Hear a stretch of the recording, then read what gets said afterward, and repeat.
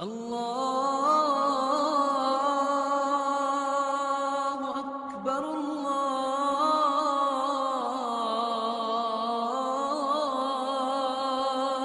اکبر۔ رسول اللہ صلی اللہ علیہ وآلہ وسلم کے پاس حسین ابن محسن بیان کرتے ہیں، ان کی پھپھو تشریف لائیں، فرمایا اذات زوج انتی، شادی شدہ ہو؟ قالت نعم، شادی شدہ ہو۔ قال این انت منہ، خامد کی خدمت کے بارے میں سنائیے کیسی ہو؟ قالت ما آلوہ الا ما عجزت عنہ، سرتاج رسول جب تک میں عاجز نہ آ جاؤں کبھی خدمت میں کمی نہیں کی۔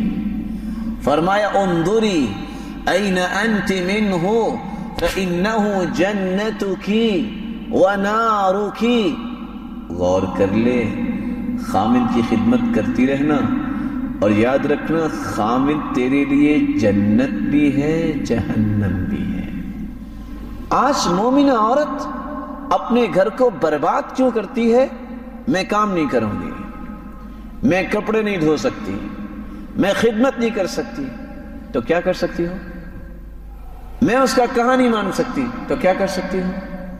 کتنی سعادت ہے، اللہ کی بھی اطاعت، خامد کی بھی اطاعت۔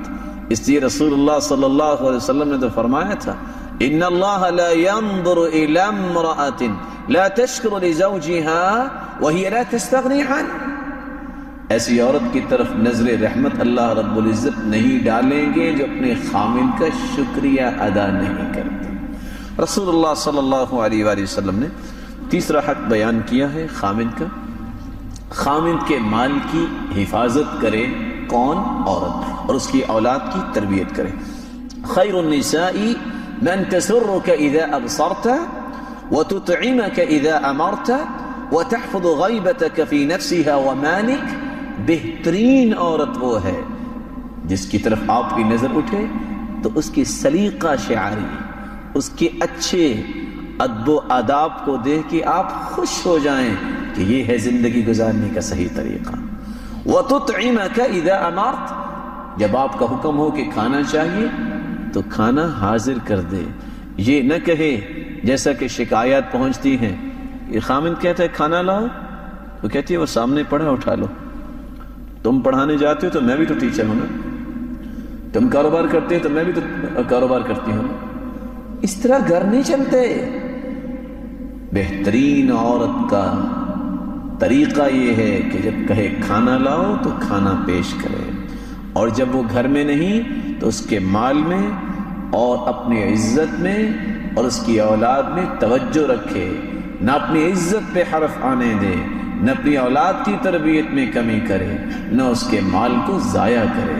رسول اللہ صلی اللہ علیہ وآلہ وسلم نے چوتھا حق یہ بیان کیا کہ جب عورت گھر میں ہے اور خامد آواز دیتا ہے، اپنے پاس بلاتا ہے تو لبیک کہے، اس کی بات کو مانے، انکار نہ کرے۔ سبب کیا ہے؟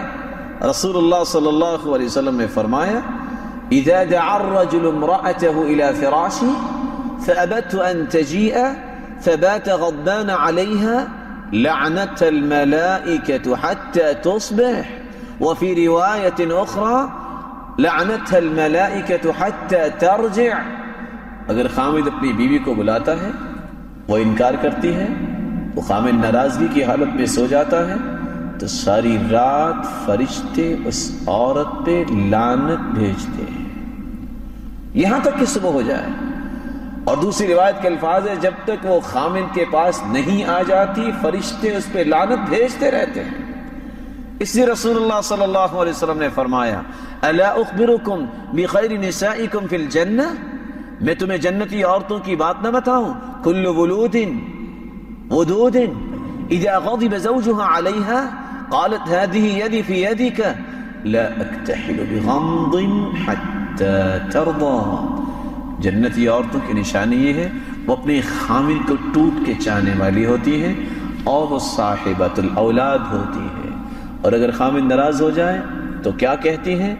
اپنا ہاتھ پہلے پیش کرتی ہیں کہ میں معذرت خواہ ہوں، اگر مجھ سے کوئی بات ہوگی میں اس وقت تک آرام نہیں کروں گی جب تک آپ راضی نہیں ہوں گے۔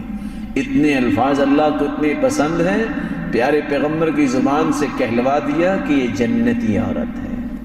پانچواں حق یہ ہے کہ خامد کے مال کو بغیر اجازت خرچ نہ کرے۔